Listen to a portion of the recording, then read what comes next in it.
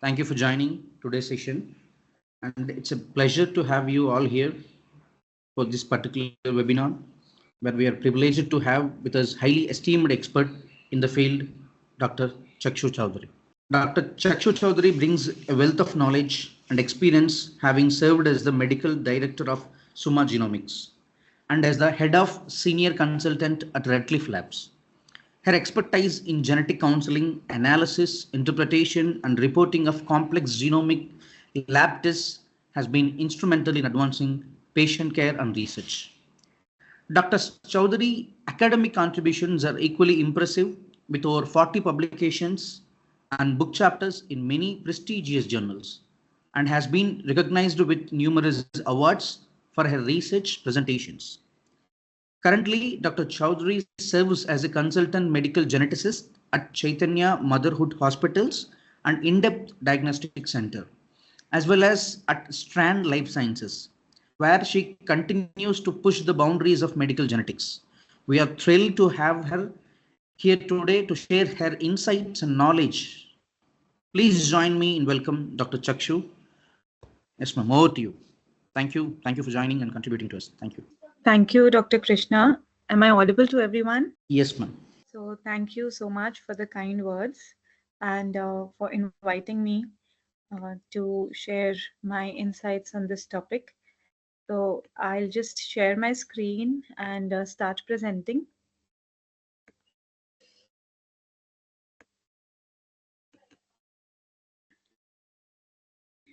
So genetics has become an instrumental part in today's medicine. So we shall be walking through in today's lecture or in today's talk regarding certain basic terms, because I believe we have a mixed audience. Some of them may be of clinical background, some not. So let us start with basic terms and how we classify genetic disorders and pathogenesis and clinical features of some of the cytogenetic, that is chromosomal disorders, followed by some disorders of the genes, which are caused by pathogenic variations in the genes. So just starting from the beginning, chromosomes, DNA, genes, it's all, the basic thing is the same. It's the entire human genome. This is the nucleus, and inside the nucleus, when the cell is dividing, the DNA is arranged into this structure called chromosome. So if an aberration or change occurs in the number of chromosome or a part of chromosome, it is called a chromosomal disorder. And the features pertaining to the amount of or the number of genes lost and their function, that is what we see in that particular syndrome. If you further open this DNA, you see there are series of genes. And if you further magnify, this is a more magnified picture here, you see a sequence of base pairs, A, C, T, G. In this sequence, it will be present. So same thing, chromosome, if you open up the DNA, you see multiple genes. So the change, that is a mutation, can be at the level of the entire chromosome, or loss of one gene, or one exon of a gene, or further minute change in a nucleotide base pair. This is how we classify the disorders into a very simplified basic classification as chromosomal disorders and the disorders of the gene. These are the common terms that we walked through, right? What is a chromosome, gene, DNA? So study of the chromosome is called cytogenetics. And what is a single nucleotide variation? A single base pair change, A to T, G to C, it is called a single nucleotide variation. So this is very basic that, it came to be identified in 1956 that we have 23 pairs of chromosomes. And chromosomes means colored bodies which are seen by staining. Gene, however, is the fundamental unit of heredity. And if you see this this diagram, there are exon, intron, exon, intron. Exons are the coding regions which code for protein, and introns are the intervening sequences. And there is a promoter region also. So this is very basic that ultimately the exons code for the protein which leads to various functions in the body. So coming to, this is what I broadly spoke about in the previous diagrams, that we shall be discussing about disorders of the chromosome and disorders of the gene. There are non-Mendelian disorders also include mitochondrial uniparental disomies and certain other mechanisms that are beyond the scope for today's lecture. So now we speak about chromosomal disorders. How do we identify these? So it could be, depending on the severity, the more the severity, the earlier they present. They could present in the antenatal period, that is during pregnancy, if we do a scan or if we check biochemical parameters in the mother's blood. Some indicators like cystic hygroma in the fetus or increased nuchal fold thickness point towards an underlying chromosomal disorder. If it is not picked up in the newborn in the antenatal period, certain manifestations may become obvious at birth, like facial dysmorphism, symmetrical growth restriction, microcephaly, multiple congenital malformations can be picked up on scans also. If missed, then they are observed after birth. Or if it is still milder, these children may have unexplained intellectual disability or behavioral disorders. So chromosomal disorders are those of the number where instead of 46, it could be 45 like in Turner or 47 like in trisomy 21, or the entire set could be triplicated or quadruplated instead of diploid. That is called polyploidy. This is not survival. These pregnancies do not survive, so not live born babies. Otherwise, there could be a part of the chromosomal which is deleted, or part could be duplicated, or there could be an inversion. For example, this P arm, Q arm, they could be inverted. And there could be translocation. Translocation can be between acrosomic chromosomes like 13, 14, 15, 21, 22, or between non-acrocentric, that is called reciprocal translocation. And also translocation is further also classified into balanced or unbalanced. So translocation means one part of the chromosome got cut from somewhere and got stuck to another, right? Same representation. This part is deleted. Okay, this part, if it gets duplicated, it is a duplication. If it is a inversion, the positions get changed. It involves the chromosome, the centromere, it is called pericentric. If it is on one side of the centromere, it is called paracentric. And here, these are acrocentric chromosomes. If there is a translocation between these two, you see the long arms get combined and the short arms, which are the satellites, they eventually degenerate. This is a Robertsonian translocation, whereas this is a reciprocal translocation. This is what we talked about. Most common is Down syndrome, said to have incidence of 1 in 800 live births. This is the typical facial feature you see. It's a flat face and upslanting eyes, open mouth, hypotonia, finger is incurved, the fifth finger. And these children are known to have common cardiac defects, some gut anomalies.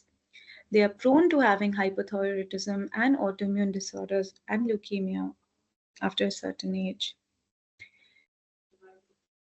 So the cause is trisomy 21. It could be due to meiotic non-disjunction, where you see a free trisomy, or it could be a translocation carrier parents, which is seen in 4% of the patients, and some of them are mosaics. That is, not all the cell lines have trisomy. Some may have and some may not have.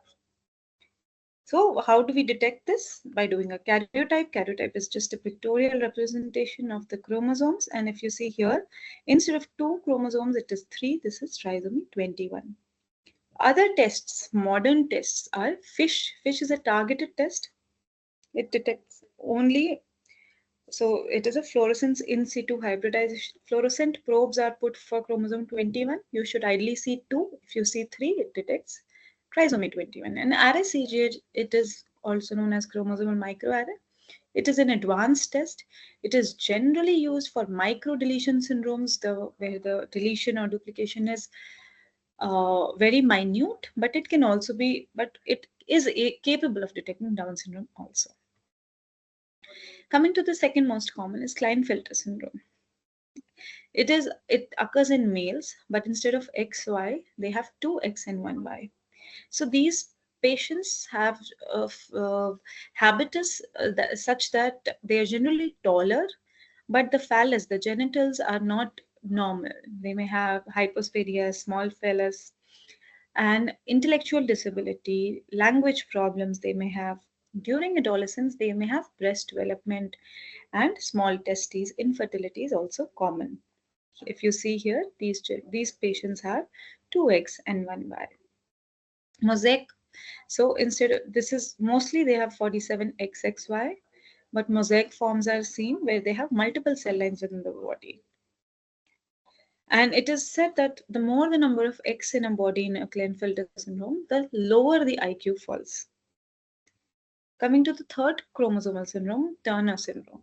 So Turner syndrome at birth is generally detected by pedal edema. If you see, there is pedal edema. They have short neck. The neck may appear webbed. These females have a short height and cubitus valgus. That the elbow, this angle made at the elbow is very much prominent as compared to this normal angle. In the females, the fourth and the fifth metacarpal bones may be short. So these are some features of short Turner syndrome. And they generally, milder females may present only with primary amenorrhea when they reach a certain age. And heart defects like aortic root anomalies are common. So apart from these aneuploidies, there are multiple microdeletion syndromes, out of which we shall be discussing 2-3 commoner ones. So if the entire chromosome number does not change, but a part of it is either duplicated or deleted, we get an array of manifestations. These are very common genetic disorders, and these are certain key genes which are involved. So there are multiple genes will be deleted in this region. These are the key genes which are underlying uh, features which give rise to the underlying features of that syndrome. So coming to Catch-22, which is also known as Dijot syndrome, which involves chromosome 22 arm Q. The acronym Catch-22 is actually congenital heart defect, aplasia of the thymus, and T cell anomalies, and palatal abnormalities, and calcium. Calcium is low in these children and involves chromosome 22. So facial phenotype may be very variable, but generally it is seen that they have a very long tubular nose, and so this is the characteristic finding, but there is a variable spectrum. Not all these features may be seen in all children. Another microdeletion syndrome is Williams syndrome. These children also have a very typical face, and if you see, there is peri-orbital fullness, and the philtrum lip area is very prominent. These children are very happy, very bubbly, but they have this typical facial dysmorphism, developmental delay, language delay is common, cardiac finding, supravalvular aortic stenosis is common in these children. Otherwise, these children are generally good, happy children, but not so much as Down syndrome. Then coming to chromosome 15q11. 15q11 deletion could be Prader-Willi syndrome. Okay, so these children have, depending on the age, they have different features. For example, till first 2 years of life, these children actually have failure to thrive in hypotonia. However, after 2 years of life, they actually end up eating a lot of food, hyperphagia, short stature, and become gradually turn towards being very obese. And they have, in males, there is micropenis, and very small tapering fingers are seen. 15q11 deletion can also lead to Angelman syndrome. So it is seen that Angelman syndrome is generally caused due to an imprinting defect, whereas Prader-Willi, 70% of the patients are due to a deletion defect. And Angelman, though it involves the same region, the manifestations are very different. These children are generally fairer, light brown hair, not all, most of them. They have hypotonia. These children are profoundly developmental delay. They have seizures, they have flapping tremors, and yes, they also have laughter spells. So the primary region involved in Prader-Willi syndrome is the genes are SNRPN, and whereas Angelman is UBE3A. These are the primary genes which are involved, and these are imprinting region 1 and 2, and also uniparental disomy. It depends whether the uniparental disomy is paternal or maternal. Paternal uniparental disomy is seen in Angelman syndrome, and maternal is seen in Prader-Willi syndrome. So now coming to the later part of the first part of the talk, that is, how do we detect these disorders? So depending on what kind of a disorder it is, we either do non-targeted tests, which have a look at all the 46 chromosomes, that is karyotype, or chromosomal microarray. However, if we know what exactly are we diving into, what is the syndrome, we are able to identify clinically, then instead of going for a blanket test, we can go for a targeted test like FISH or MLPA. So these are just pictorial representations of karyotype, FISH. So should we take any questions related to chromosomal disorders now? Or should I continue with the second part of the presentation, that is disorders of the gene? And so Dr. Krishna, should I stop if there are any questions, or should I continue? You can continue, ma'am, because the Okay. Q&A session will be held up At the yeah. end. So after that, we come to the second part, that is gene. This is a repetition. The slide is a repetition, just a reminder of the first 2-3 slides that we saw. So mutation is an outdated term. Now we like to use a variation. So variation can be benign or a pathogenic variation. So like we saw in that beginning, A, C, T, G, our body is made up of our nuclear genome is made up of series of base pairs. So there can be a deletion, insertion, substitution, or a frame shift change that can lead to a pathogenic variation. How do we come to know that this patient has a disorder of the gene? Generally, family history plays a very important role.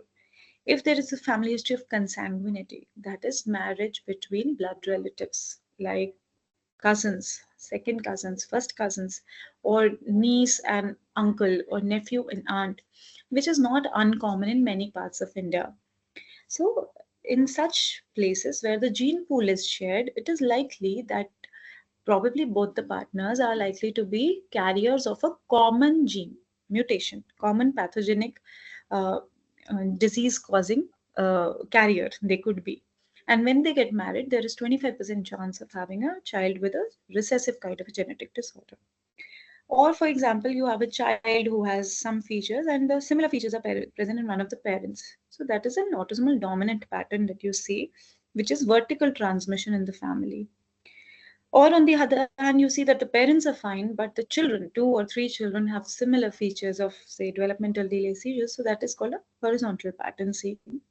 Sometimes it is diagonal, which is seen in X-linked transmission. For example, females are carriers and they just transmit the disease.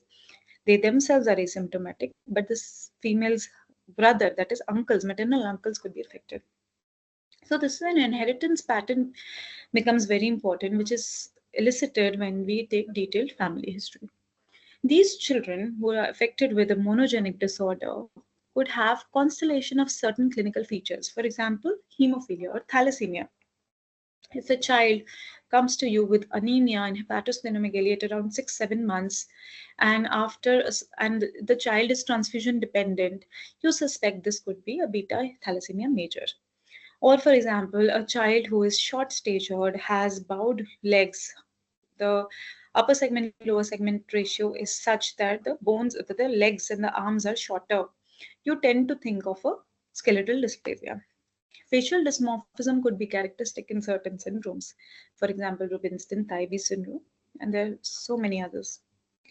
And global developmental delay and intellectual disability with normal chromosomes, then you are prone to think of a monogenic disorder.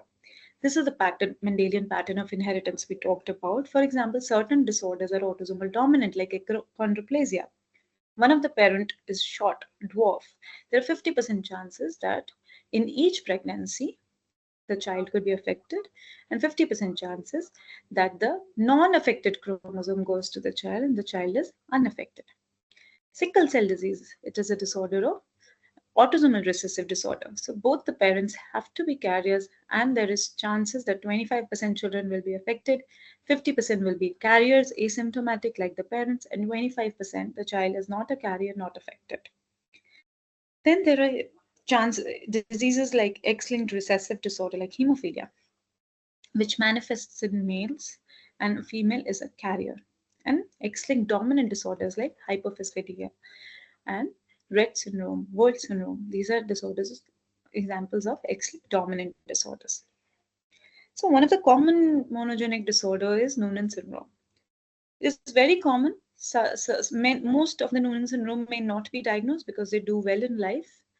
The only complaint they may have is short stature, though they do have a typical facial dysmorphism.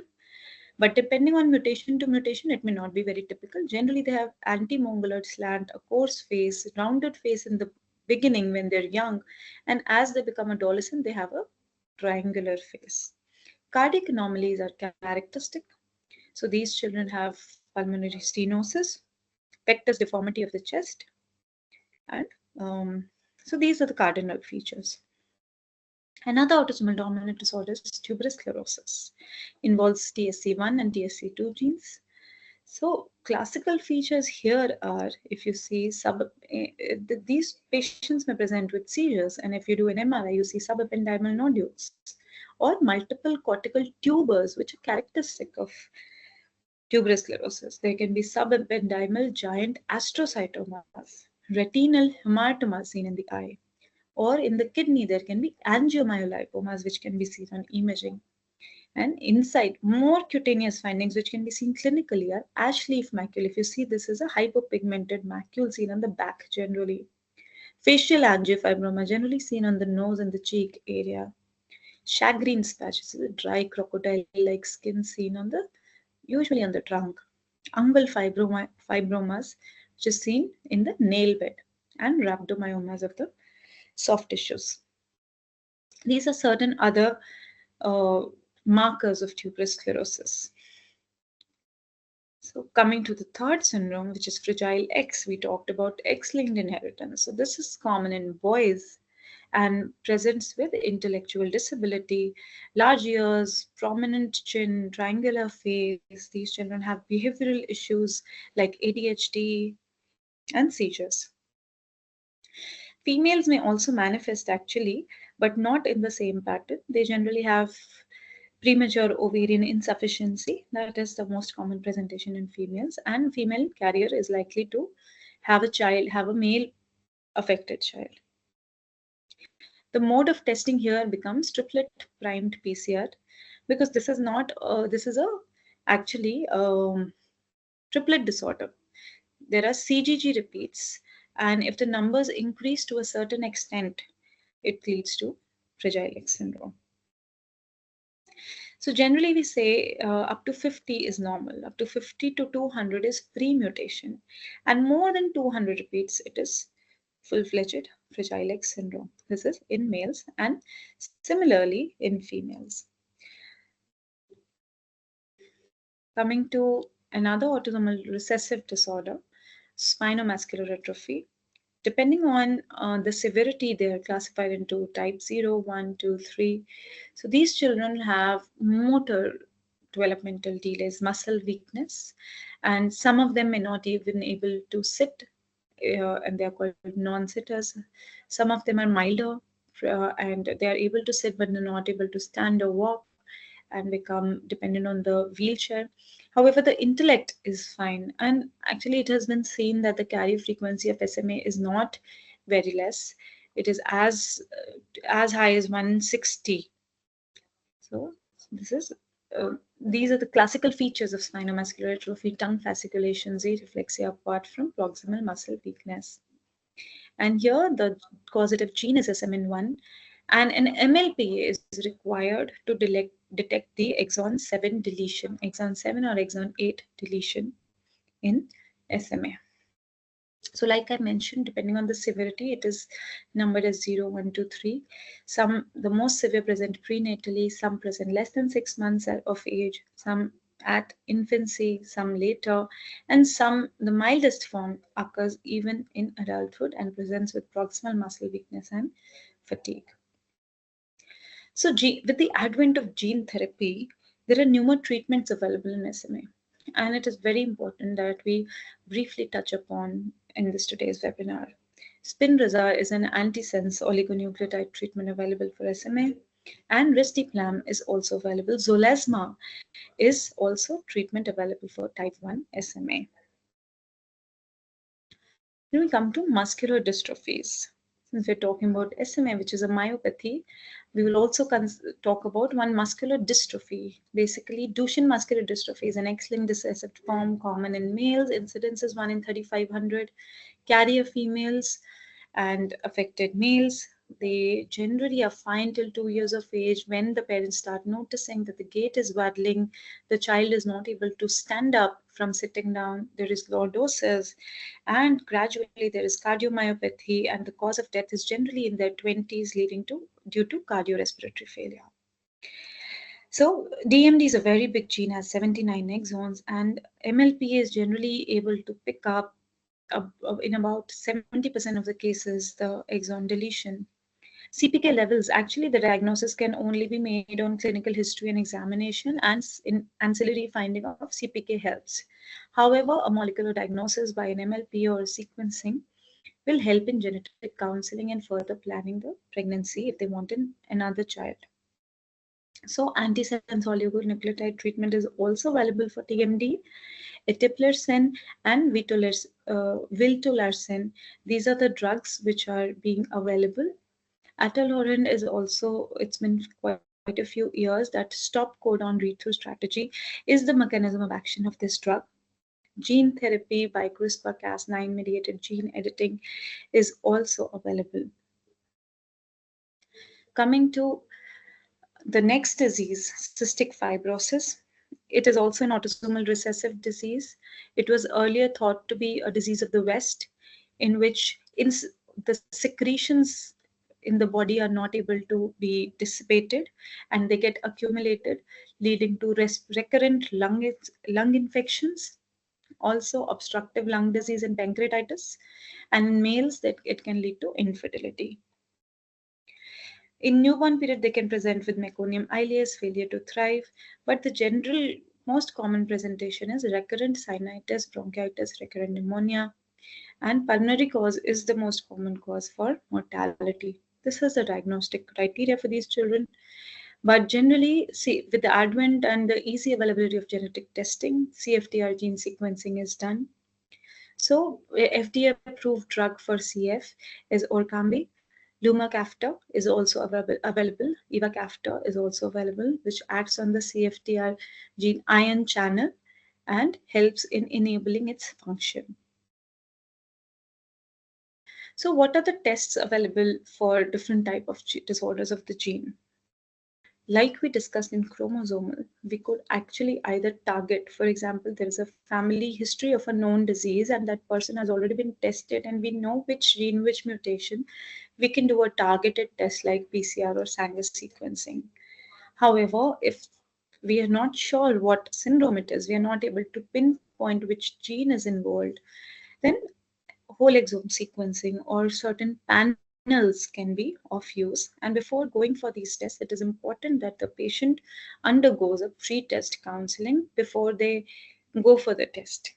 So the protocol is to identify the phenotype with the family history and detailed examination, all ancillary investigations which are available, and decide if it is a single gene disorder, whether it is possible to do a PCR if there is a hotspot mutation that is identified. Then we can do a targeted treatment. However, if you're not able to target one mutation, one gene, we generally go for a clinical exome or panel testing.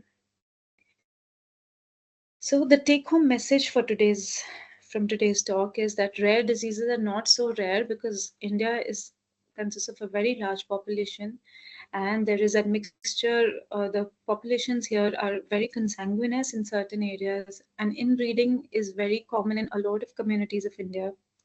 So if we combine all the rare diseases, actually, they are not so rare. And only once we have the knowledge of them, we suspect that there is a possibility of a genetic disorder in this child or this patient.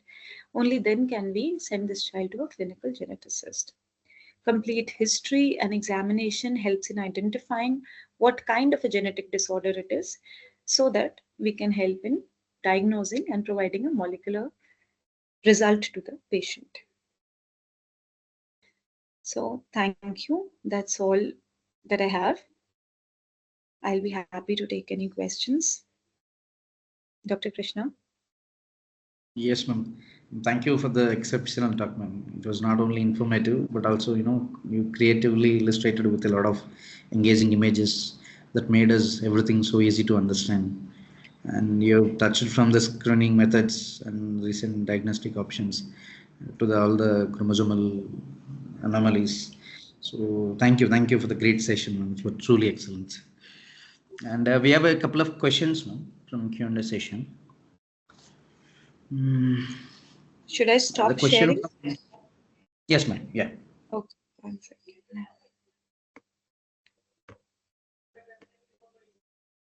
Yes. Yeah. Can we move ahead to Q&A session, ma'am? Right. Yeah. Sure. The question from Prachi Sharma, ma'am, what does this alpha num represent? Position of the gene? Can you please elaborate? Okay, alpha. Okay, so I'll share my screen again. 1 second. I think you mean like 22q11, something like that. That alpha number. 1 second. I think, ma'am. Yeah. Maybe she meant, for Yeah. example, what I can understand is we showed, for example, there was a flow chart, this one, right? And this has 1p36. Is this deletion of 1p36? Is this the question? Alphanumerical. So I think you can, if she's able to unmute, she can ask. Otherwise, I'll just explain, because I think this is what she's asking. Yes, ma'am. We So, got the confirmation from the chat box. Yeah, he's asking the same. Yeah. okay. So basically, these are the number. The first number is the chromosome number. The second number, if you see it, is either P or Q. So each chromosome has a P arm, which means petite arm, the small arm. And the other arm is called Q arm just because the first arm is P, so they decided to call the longer arm Q. So if the deletion of the chromosome is small, it does not involve the entire chromosome, involves only part of the chromosome, we want to name it, right? How do we decide the name? Nomenclature is first number 1 is the chromosome number, second number is the arm Q. So if I'm talking about this would be chromosome 1 Q arm. After that also, if you see, there are two numbers, 3, 6. So these are called bands. Each chromosome has, for example, this chromosome, purple, pink, green, purple. This has 3 bands. Chromosome 1, arm Q, band 1, band 2, band 3, band 4. And each band also has certain sub-bands. If you see this, for example, this is one band, blue, and this is band 2. Band 1, inside there are sub-bands. This will be 1, this will be 2, this will be 3, this will be 4. So this is the nomenclature. I hope it is clear. Got it, ma'am. Yeah. And we have one more question at Q&A. Given the limitations of current genetic technologies, how do you handle cases where standard tests, including FISH and array CGH, fail to provide conclusive diagnosis? Okay. Very good question. Thank you for this question. So, yes, so we know what we already know. For example, a lot of syndromes are already identified thanks to the scientists that have been in the past since last 100 years. There must have been a time when Down syndrome was not called Down syndrome. It was not identified because they didn't even know that we have 46 chromosomes, so one extra will lead to it. Fortunately, we are born in an era when everything is cooked and provided to us. So we know how many chromosomes we have, we know the entire human genome, we know exactly where should A, C, T, G be placed. And when there is a change, it leads to a syndrome. However, each year, new and new syndromes are being identified. A lot of scientists are doing great work. They identify that this child or this family has some sort of a disease. They have done chromosomal analysis, they have done NGS whole exome sequencing, nothing identified. Those are the candidates for further research and identifying whether this is some novel disease we are thinking of, and whether something else. So whole exome only identifies the coding parts. We know many mutations can be actually in the introns, the promoter region, right? So what I'll just go through the questions again. Given the limitations of current genetic technologies, how do you handle cases where standard tests like FISH array fail to give a conclusive diagnosis? Yes. So most important is your clinical impression. Did you do the wrong test? You have to know what disease, which test to be done. If I suspect tuberous sclerosis and I do microarray, it will not give anything. Or if I'm suspecting Fragile X and I do FISH, I will not get anything. So first is the basic. You need to know what sort of a genetic disorder is this, which is the correct test for this. Even after that, if following the correct approach, you're not able to find something, there comes the role of research and collaboration with different scientists. And that is how newer advances and discoveries are made. So that's a very good question, and I hope I was able to answer this. Great, ma'am. Yeah. And then we have a question from Q&A. How do you differentiate between pathogenic and benign variations in cases where chromosomal abnormalities involve complex rearrangements or overlapping, such as deletion and duplication syndromes? So very nice question again, Ravi Teja. Thank you for this question. So fortunately, we have a database for SNVs, that is single nucleotide variants, also for chromosomal aberrations. So the first resort we go to is we go to Decipher and DGV. So Decipher is a database for chromosomal abnormalities. So there you will find multiple inputs there. For example, I know my chromosomal coordinates, which I got in my report. I enter that and then I compare. A lot of other users have put their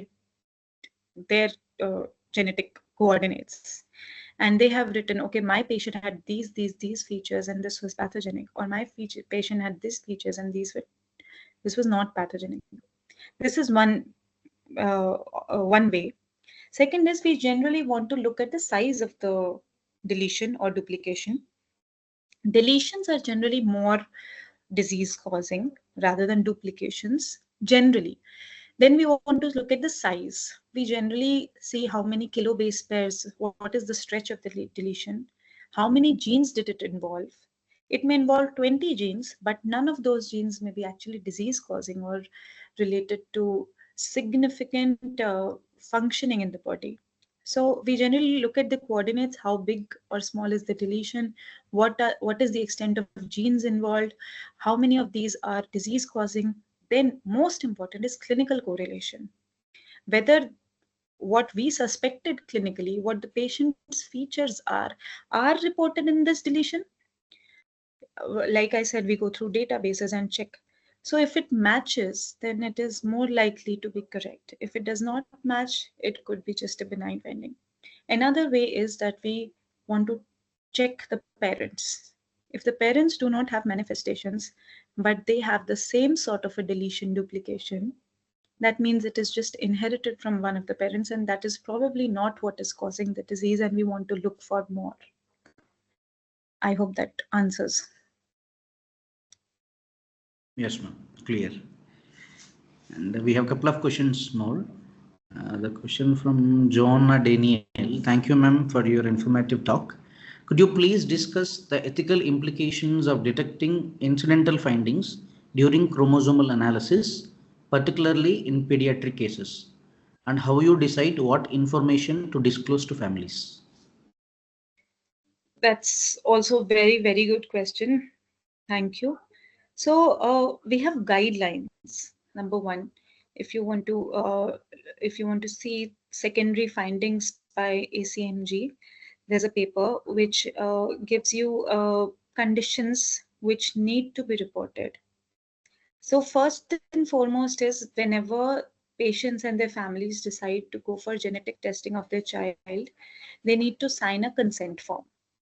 They need to know, that is the importance of pre-test counseling. They need to know what they're diving into, whether they are interested in finding out other things that may be relevant to the child, but that are not related to the phenotype, that is not related to the urgent burning condition for which the genetic testing is done. However, it may be relevant to the child in future. So the guidelines laid by for incidental findings, for secondary findings, include, so some findings are incidental, which means, for example, there is a clear-cut pathogenic variant in a disease. If a child is newborn screened for something, and we find a homozygous pathogenic mutation for deafness. Now, the indication for which the child was tested was not deafness, so we would report it as an incidental finding. Now, here important questions or ethical concerns are parents' consent. And secondly, if you find something related to the genes mentioned in the secondary findings for ACMG, you are liable, you have to report them. They are basically conditions which in future are life-threatening for the child. If you do not report, they can lead to sudden deaths. Mostly these conditions are related to cardiac findings, arrhythmias, and diseases which lead to sudden death in adulthood or early childhood, and also cancer-causing genes. So there are set genes. The table is given. If you find a pathogenic or a likely pathogenic mutation in those, you have to report. Actually, regulations in India are not so strong. That is one problem. And a lot of patients do not get an adequate pre-test counseling, so they don't know what to expect from the results. But because I'm also associated with the lab and I'm reviewing and reporting exome sequencing results, these are certain factors that I keep in mind. And if we find something which we think is unexpected, which the clinician did not ask for, we always make it a point that we call that clinician and ask, see, this is what we noticed. Do you want to call the patient back, have a look, and check whether such features are present? Or we mediate with the clinician and ask that, do you want to check with the parents whether they want such things to be reported? Ideally, it should be done before doing the test. All these consent and ethical things should be done before doing a test. But still, before reporting, you may want to check with the clinician, just because the guidelines in India are not very clear. Yes, ma'am. So the policy should be revised. Yes, regulations should be a little more stringent in India. Got it, ma'am. Yeah. Then we have a question from Satya. Hello, ma'am. How much possibility is there this genetic disorder is going carry forward to followed next child? Please give your input on this. So it depends on what is the genetic disorder. Like we discussed, there are so many types of genetic disorders with different molecular mechanisms. And it really depends on which disorder are you talking about. For example, Marfan syndrome, where one of the parents may be affected, they never came to know. They just probably had tall stature and some findings. However, when they got to know that their child had some aortic aneurysm or aortic arch involvement, it is a cardiac issue, it is so severe. And then we saw the parents, we examined the family and we saw, okay, it is running in family. So there the chances are 50% for an autosomal dominant disorder. For recessive disorders, chances are lesser. So depends on which type of genetic disorder. And some are de novo changes. De novo means mother, father, nobody had it, and it was just a chance occurrence in the child. because we know when the zygote from single cell to in the 9 months of pregnancy, there are so many cell multiplications, and the pregnant woman may be exposed to viruses, toxins, radiations, teratogenic drugs. And even if none of these is an underlying factor, or there is exposure to none of these, even still, some things may be spontaneous. Some mutations may just be spontaneous. Maternal age, paternal age also play a role, and body's DNA repair mechanisms play a role. So it depends on what kind of a genetic disorder it is. So yes, of course, they can be passed on to your progeny.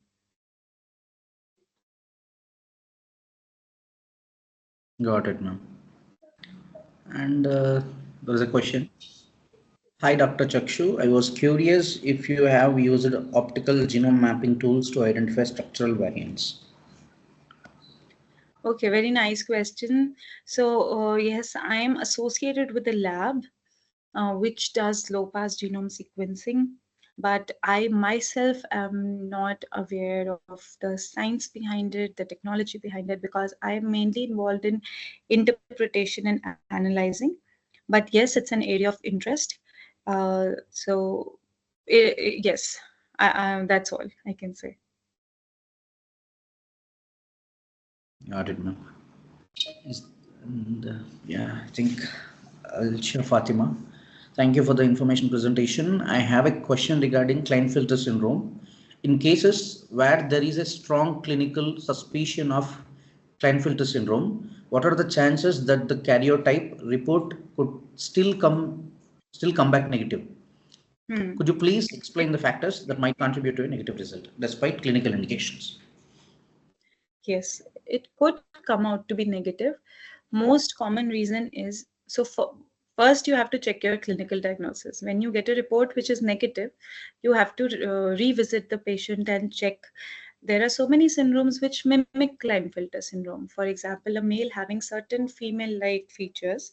So you may want to revisit your diagnosis, whether it is congenital adrenal hyperplasia, whether it is some other disorder of sexual differentiation, or whether it is Klinefelter syndrome.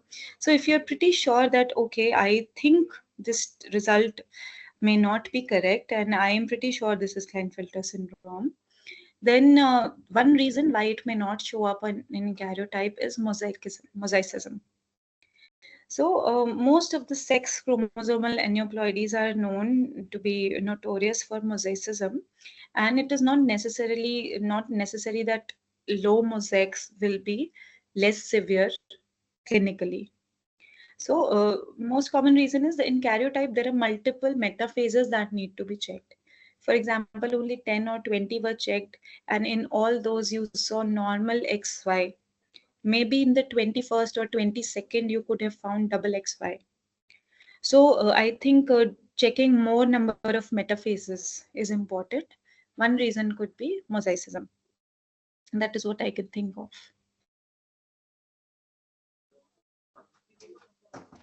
Understood, ma'am. And we have one more question from Vishal.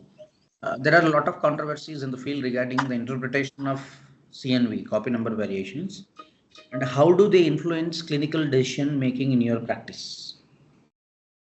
Very nice question. So we, whenever we get a VUS, we want to make all efforts to classify it into either pathogenic or benign. And as long as it stays a VUS, the diagnostic closure is not reached.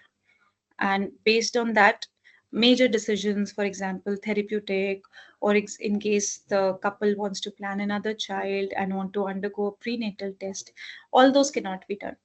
So a VUS remains a gray area, and we do not want to make our clinical decisions, especially regarding prenatal testing and whether to continue the pregnancy or not based on that. So we make all efforts to gather more evidences, either in favor of it, to make that VUS go either into the direction of pathogenic or into the direction of benign. Like I earlier mentioned, most common are is we check the databases which if this region is already reported, what were the clinical features in those patients, how big or small is the region, what are the genes that are deleted or duplicated, and also we want to check the parents whether they had the similar deletion duplication. Yes, we have a thorough literature search, we look at the database. So VUS is very disappointing for the clinicians because it is like we are still in dilemma. Yes, ma'am. Soon we hope a lot of change will come through. Artificial intelligence will make a lot of change. Hope Absolutely. so. Right. Yeah. I think no more questions. If any questions are there, kindly let us know through chat box Q&A. Thank you so much. I was very happy to see such engaging audience, and the questions are actually very good. Thank you so much, ma'am. And Prachi also just messaging that amazing session. Thank you. Although being undergrad student, I felt informative, was a bit higher level, but I got great insights into the topics through your experience, ma'am. Thank you. Thank you Yes, so ma'am. much. Great session, ma'am. Thank you so much. Thank Yeah. you. Thank you. Meanwhile, as today webinar was conducted through Progenics, so I'll just take 2 minutes of time to introduce what is Progenics. With your permission, ma'am. Yes, please go ahead. I think my screen is visible. Yeah, today webinar is sponsored by Progenics. I'm just give a glance at what are the services we provide through the Progenics. Progenics is a leading genetics laboratory which is established in Hyderabad, specializing in cutting-edge genetic testing, including the next-generation sequencing-based assays. At Progenics, we are dedicated to the forefront of precision medicine, harnessing state-of-art high-throughput machinery to provide accurate and actionable insights.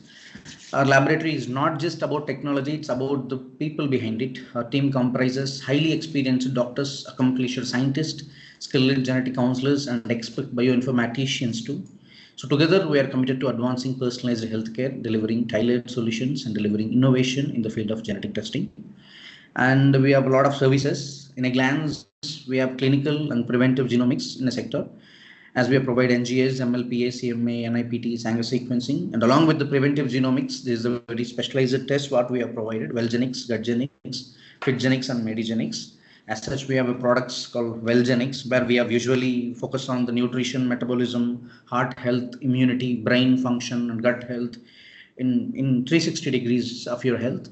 Leverages advanced genetic assays analysis to help individuals understand their unique genetic makeup and influence various wellness aspects. So it's usually give you personal recommendations in nutrition, exercise, and lifestyle modifications, and optimize your health and well-being. So as such, we have Fitgenics, Medigenics, Wellgenics, Gutgenics, and a lot of products more. So kindly visit our website, and we can choose what your personalized genetic makeup would be. Yeah, thank you. Thank you, ma'am. Thank you for allowing us to share our introduction about the company. And thank you for your informative session. We are very much happy and proud to organize this. Thank you.